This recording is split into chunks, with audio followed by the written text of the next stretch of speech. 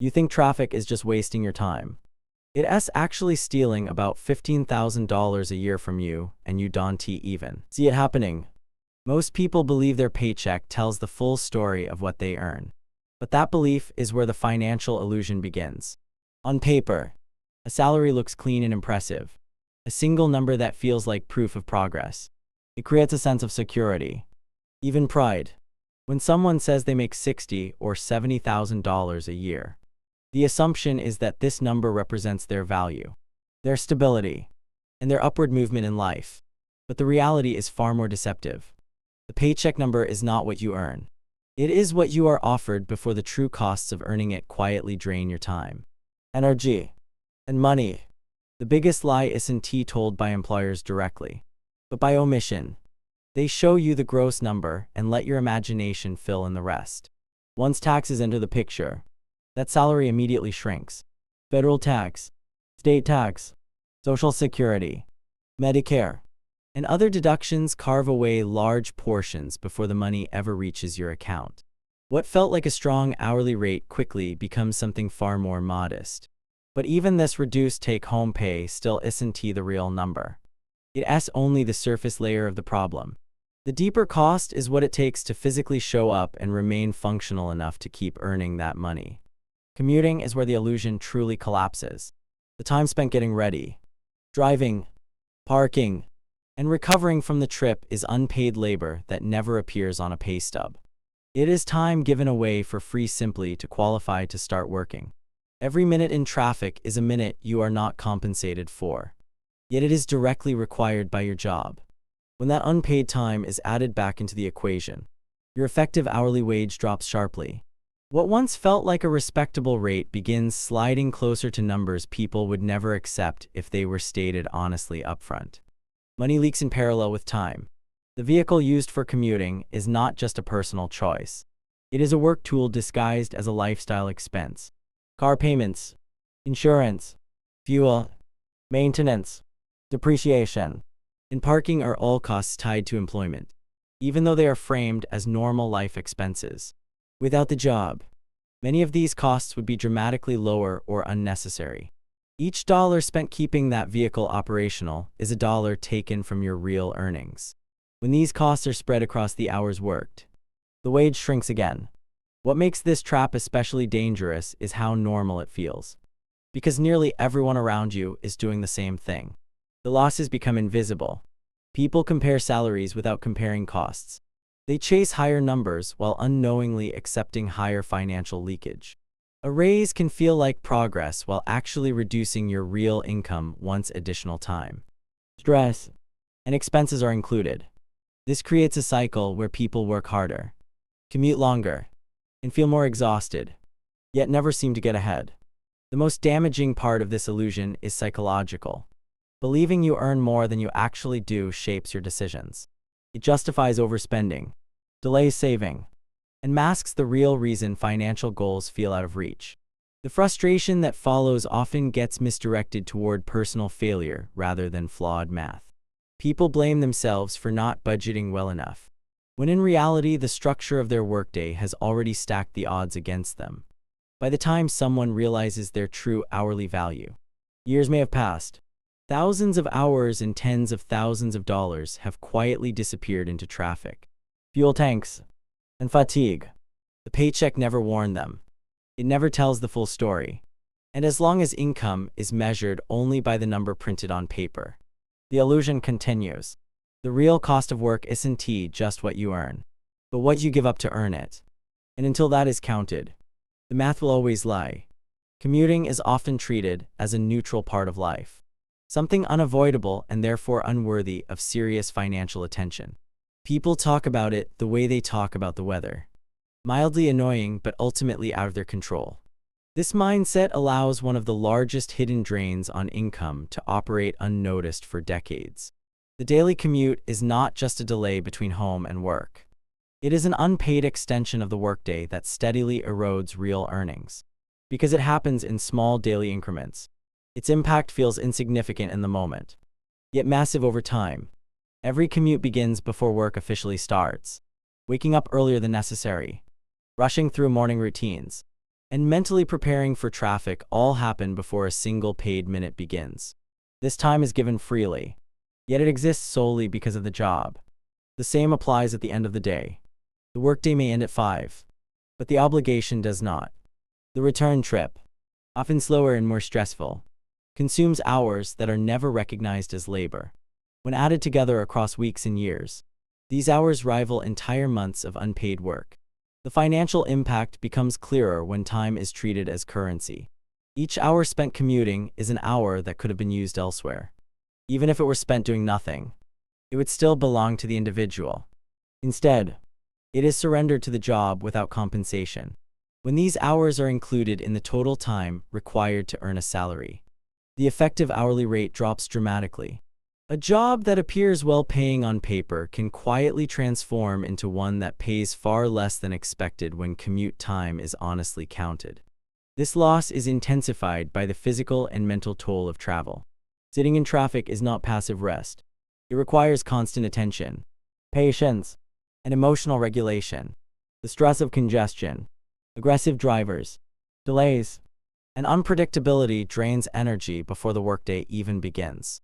By the time someone arrives at their desk, part of their mental capacity has already been spent. At the end of the day, that same drain leaves them depleted, reducing their ability to use the remaining hours productively. Fatigue carries financial consequences. After long commutes, people are more likely to spend money to compensate for lost energy and time. Convenience becomes a survival strategy. Takeout replaces home-cooked meals. Paid services replace tasks once done personally. Small purchases feel justified as rewards for enduring the day. Individually, these expenses seem minor, but together they form a steady outflow of cash directly tied to commuting exhaustion. There is also a less visible cost that grows quietly in the background. Time spent commuting cannot be invested in learning, building, or improving. Skills that could increase income remain undeveloped. Side projects never begin. Health routines are skipped. Over time, this lost opportunity compounds just like money would. While someone sits in traffic year after year, potential growth is delayed or permanently missed. The commute does not just reduce current income, it limits future earning power. What makes commuting especially deceptive is that it feels productive. Being on the road feels like part of the job, even though it is unpaid. This creates a false sense of effort equaling progress. People feel they are working hard, sacrificing time, and therefore deserve the income they receive, without realizing how much value is being extracted without compensation. The routine becomes normalized, and questioning it feels unrealistic or ungrateful. As years pass, the cumulative effect becomes undeniable. Hundreds of hours disappear annually. Thousands of dollars leak away through transportation costs and stress-driven spending. The job may remain the same, but the real cost of showing up rises steadily. Fuel prices increase, vehicles age, traffic worsens, yet wages rarely adjust to match these changes. The commute becomes more expensive while the paycheck stays nearly the same. In the end, commuting is not just a logistical detail. It is a financial force that reshapes income, energy, and long-term outcomes. Treating it as invisible does not make it harmless. It only ensures the cost continues to grow unchecked, quietly turning what looks like a good job into a far more expensive arrangement than most people ever realize. One of the most damaging effects of long commutes is not immediately visible on a bank statement, which is why it often goes unnoticed for years. It operates through energy rather than invoices, through behavior rather than bills. After hours spent navigating traffic, absorbing noise, delays, and constant vigilance, the human mind reaches a state of depletion. This depletion changes how decisions are made, especially financial ones. The commute does not merely consume time. It reshapes behavior in ways that quietly accelerate spending and suppress long-term progress. Mental fatigue alters priorities. When someone arrives home exhausted, efficiency becomes less important than relief. The brain seeks comfort, speed, and ease. Cooking a meal from scratch feels overwhelming, not because it is objectively difficult, but because the available mental bandwidth has already been spent. Ordering food, buying pre-made meals, or stopping at a drive-thru becomes the default response. The higher price is accepted almost without thought.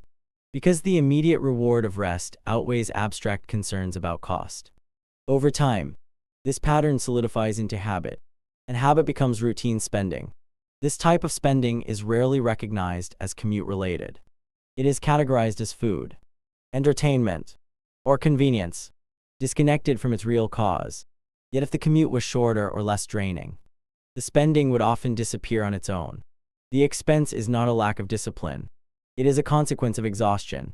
The longer and more stressful the commute, the stronger this effect becomes.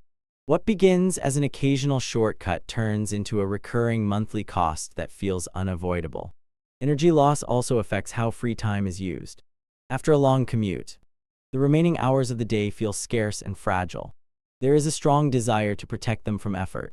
Activities that require focus, learning, or delayed gratification are postponed in favor of passive consumption. Streaming services, social media, and online shopping become easy ways to fill the limited time that remains. These activities are inexpensive individually, but their cumulative cost grows, especially when paired with impulse purchases driven by emotional fatigue. The deeper cost lies in what does not happen. Skills are not developed. Interests are not explored. Physical health routines are neglected. These absences do not show up as charges, but they have long-term financial consequences. Skills translate into leverage, options, and higher income over time. When exhaustion crowds out learning and growth, earning potential stagnates. The commute, therefore, does not just increase expenses. It indirectly caps future income by consuming the energy required to improve one's position. Opportunity cost operates silently. An hour spent commuting cannot be recovered or repurposed, even when nothing productive would have been done in that hour. It still represents freedom of choice. When the commute absorbs that time, choice disappears. Over years, this loss compounds. Hundreds of hours that could have been used for advancement vanish, replaced by repetitive travel that produces no lasting value. The individual may feel busy and overworked, yet remain financially stuck, unable to identify why progress feels so slow. This dynamic creates a psychological loop. The individual feels tired and under-rewarded, which increases the desire for small comforts and rewards. These rewards cost money, reducing the ability to save or invest. Reduced savings increase financial stress, which makes the commute feel even heavier. The cycle reinforces itself, not through one large mistake, but through thousands of small, understandable decisions made under fatigue. What makes this particularly powerful is how normal it feels. Society treats exhaustion as a badge of responsibility and long commutes as evidence of ambition. Spending to cope with stress is framed as self-care rather than a structural consequence of daily strain. Because everyone around is doing the same thing, the pattern feels inevitable. There is no single moment where the damage is obvious. It accumulates gradually, hidden behind routines that seem reasonable in isolation. Over time, the cost of exhaustion becomes as real as any bill. Money flows outward more easily, while energy to change direction becomes scarce. The commute, once seen as a neutral inconvenience, reveals itself as a force that shapes spending habits, limits growth, and quietly redirects income away from the future and into the present. One tired decision at a time. The most misleading aspect of career success is how strongly it is tied to surface-level numbers, especially salary. A higher number on a paycheck feels like undeniable progress, a clear signal that life is moving forward. Yet this focus on gross income ignores the environment in which that income is earned. Geography, distance, and daily logistics quietly reshape the real value of earnings. When these factors are ignored, people can work harder, earn more on paper, and still move backward financially without realizing it. Location determines far more than scenery. It dictates time, stress, and the ongoing costs required simply to participate in work. A job far from home demands a daily investment that extends beyond hours and into lifestyle. Transportation expenses rise, schedules tighten, flexibility disappears. The farther work is from home, the more of life must be reorganized around that distance. This reorganization carries financial consequences that compound over time, often overpowering the benefits of a higher salary. Two people can earn very different amounts and end up with opposite outcomes because of where they work relative to where they live. The person with the shorter commute retains more time, more energy, and more control over daily decisions. These advantages translate into lower expenses and greater capacity for growth. The person with the longer commute may earn more, yet lose those gains to transportation, convenience spending, and chronic fatigue. On paper, one looks more successful. In reality, the other often builds more wealth. This discrepancy creates what can be described as a geographic wealth gap. It is not driven by talent or effort, but by proximity. Living closer to work reduces the hidden taxes imposed by distance. Less money is spent on fuel, maintenance, parking, and insurance. Fewer hours are lost to travel. Stress is lower, which leads to better financial choices. Over decades, these differences accumulate into vastly different financial trajectories, even when starting incomes are similar. Traditional career narratives rarely acknowledge this. Advancement is portrayed as a linear climb toward higher pay and more prestigious locations, often concentrated in dense urban centers. Accepting longer commutes is framed as a temporary sacrifice, a necessary step toward future rewards. In practice, these sacrifices often become permanent. Commutes lengthen, costs rise, and the promised future benefits fail to fully materialize. What was meant to be a stepping stone becomes a long-term drain.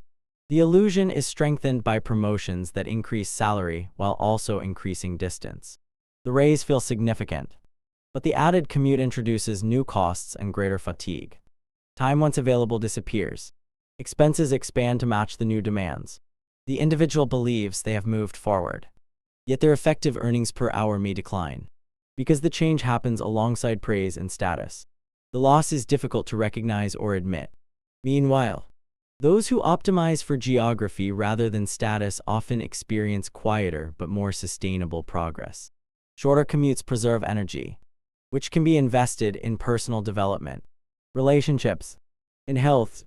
These investments do not always produce immediate financial returns, but they create stability and resilience.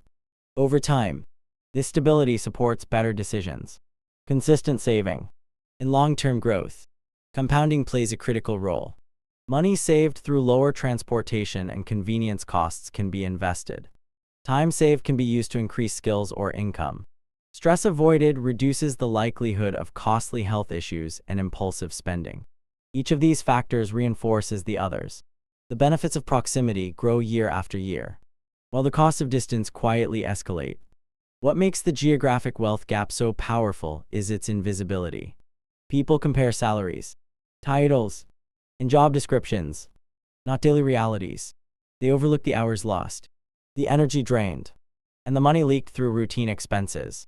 By the time the difference becomes obvious, years have passed and habits are deeply set. In the end, where income is earned matters as much as how much is earned. Geography shapes daily life, and daily life shapes financial outcomes. Ignoring this connection allows distance to quietly dictate wealth, turning what looks like progress into a slow, almost invisible retreat. Career progression is often portrayed as a straightforward ladder where each rung represents higher income, greater responsibility, and improved status. This narrative suggests that accepting more demanding roles, even when they require longer commutes or relocation, is a rational trade-off for future success. Over time, this belief becomes deeply ingrained, shaping decisions that feel ambitious and responsible in the moment. Yet beneath this logic lies a structural imbalance that slowly undermines the very progress it promises. When distance increases alongside income, the nature of work subtly changes. The job does not simply demand more skill or output. It begins to consume more of life itself. Additional hours are absorbed by travel, preparation, and recovery. These hours are not counted in performance reviews or compensation discussions, but they are essential to fulfilling the role. As responsibilities grow, so does the expectation of availability, punctuality, and resilience, all of which are supported by unpaid time and energy. This creates a widening gap between perceived success and lived reality. Externally, the individual appears to be advancing. Internally, days feel more compressed, more rushed, and more exhausting. The sense of momentum is maintained by salary increases and professional recognition, while the erosion of personal time and financial efficiency goes largely unnoticed. Because the rewards are visible and socially reinforced, questioning the cost feels irrational or ungrateful. Distance amplifies this effect by turning routine tasks into logistical challenges. A longer commute reduces flexibility, making it harder to adapt when life changes. Simple disruptions ripple outward, consuming more time and creating stress. Over time, this rigidity limits options. Changing jobs becomes harder because the current arrangement has reshaped daily life around its demands. What once felt like a choice gradually becomes a constraint. Financially, this rigidity has consequences. Higher income often brings higher fixed costs tied directly to commuting and location. Housing, transportation, and lifestyle expenses adjust upward to support the new routine. Because these costs feel necessary, they are rarely scrutinized. Savings may stagnate or grow slowly. Even as income rises, the individual works harder and earns more, yet feels no closer to security. There is also a psychological dimension to this trap. The effort invested in reaching a higher paying, farther away role creates a sunk cost effect. Having already sacrificed time and comfort, it becomes emotionally difficult to step back or reconsider. The longer the pattern continues, the stronger the attachment becomes. Enduring the commute and its consequences starts to feel like proof of commitment and professionalism rather than a structural burden. Meanwhile, those who prioritize proximity often experience a different form of progress. Their careers may appear less dramatic, with smaller raises or fewer prestigious titles, but their daily lives retain elasticity. Time saved from shorter commutes accumulates quietly. Energy is preserved rather than constantly spent on recovery. Financial decisions are made from a place of clarity rather than fatigue. Over years, this steadiness produces outcomes that rival or exceed those of higher earners burdened by distance. The contrast grows sharper with time. Long commutes become harder to tolerate as energy declines and responsibilities outside work increase. What once seemed manageable begins to feel punishing.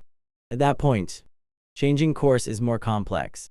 Financial commitments, habits, and identity have formed around the existing structure.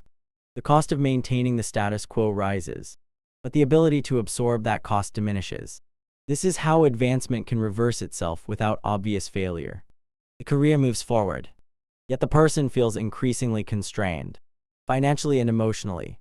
Progress becomes maintenance, and maintenance becomes survival. The original goal of improvement fades into the background, replaced by the constant effort required to sustain a demanding routine. In this way, distance transforms ambition into obligation. What began as a pursuit of opportunity slowly reshapes life around endurance. Without a clear moment of collapse, years pass under the assumption that forward motion guarantees improvement, even as the true returns quietly diminish. The most unsettling aspect of the commuting trap is not how much it costs, but how completely it disguises itself as normal life. There is no dramatic breaking point, no single bill or crisis that forces recognition. Instead, the damage accumulates quietly, woven into daily routines that feel ordinary and unavoidable. People do not wake up one morning suddenly poorer because of their commute. They slowly adapt to its demands until those demands define their financial reality. Over time, the commute reshapes identity. Endurance becomes a point of pride. Waking up early, fighting traffic, and arriving exhausted is reframed as responsibility and dedication. This mindset makes questioning the arrangement feel like weakness. If everyone else is doing it, then it must be the price of adulthood. The routine becomes self-reinforcing, not because it is efficient, but because it is familiar. Familiar discomfort is easier to tolerate than the uncertainty of change. Financially, this normalization is dangerous. Costs that would seem outrageous in isolation are accepted because they arrive in fragments. Fuel expenses fluctuate week to week. Maintenance bills appear sporadically. Parking fees feel small on a daily basis. Convenience purchases are justified as necessities. None of these alone trigger alarm, but together they steadily redirect income away from savings and into maintenance of the commute itself. The job begins to fund the ability to keep going to the job. Time loss follows the same pattern. Each day surrenders a manageable slice, barely noticeable on its own. Over a year, that slice becomes hundreds of hours. Over a decade, it becomes years of life spent in transit. Because this time is lost gradually, it is rarely mourned. There is no memory attached to it, no accomplishment to point to. It simply disappears, replaced by a vague sense that life is moving quickly without producing the expected progress. This erosion affects long-term planning. When daily life consumes most available energy, thinking far ahead feels abstract and exhausting. Retirement, investments, and future goals are acknowledged intellectually but postponed emotionally. The present feels too demanding to make sacrifices for a distant reward. As a result, decisions favor immediate relief over long-term benefit. The future becomes something to worry about later, even as the conditions that make later harder continue to grow. The commute also narrows perspective. When most weekdays are structured around survival, imagination shrinks. Alternative ways of living and working feel unrealistic, even if they are objectively possible. The routine trains the mind to optimize within narrow constraints rather than question them. Financial strategies become reactive instead of intentional, focused on patching leaks rather than redesigning the system that causes them. What makes this particularly powerful is that the external markers of success often remain intact. The paycheck arrives, bills are paid, life continues. From the outside, everything looks functional. This masks the opportunity cost of what could have been built with the time, energy, and money consumed by commuting. Because there is no visible failure, there is no urgency to reassess. Comfort with survival replaces aspiration for growth. Over decades, the gap between effort and outcome widens. People work continuously yet feel stuck. They earn more but save little. They stay busy but feel unfulfilled. The commute becomes an invisible framework shaping these outcomes, quietly dictating how much life is left over after work is done. By the time this realization surfaces, habits are entrenched and change feels daunting. The true cost of commuting is not measured only in dollars or hours. It is measured in options foregone and momentum lost. It is the slow conversion of potential into routine, of choice into obligation.